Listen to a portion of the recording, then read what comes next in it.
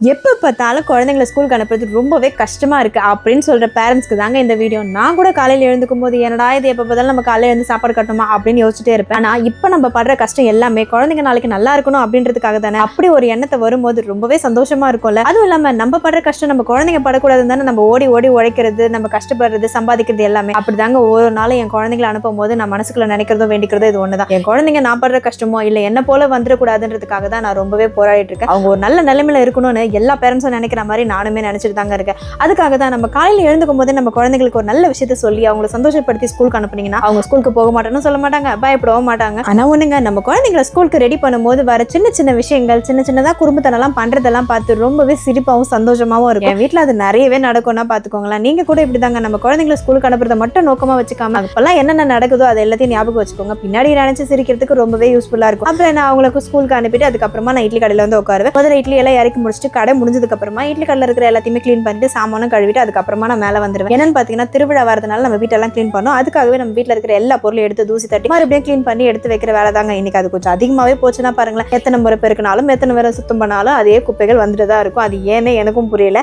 ஏதாவது தெரிஞ்சா கமெண்ட் பண்ணுங்க. அப்புறம் என்ன வீட்டை க்ளீன் பண்ணிட்டு துணியெல்லாம் துவைச்சு போட்டு ஆஃபீஸ் கிளம்பிட்டு. இந்த வீடியோ உங்களுக்கு பிடிச்சிருந்தா லைக் பண்ணுங்க. நீங்களும் இப்படி பண்ணி தான் சப்ஸ்கிரைப் பண்ணுங்க. தேங்க்யூ, பாய்.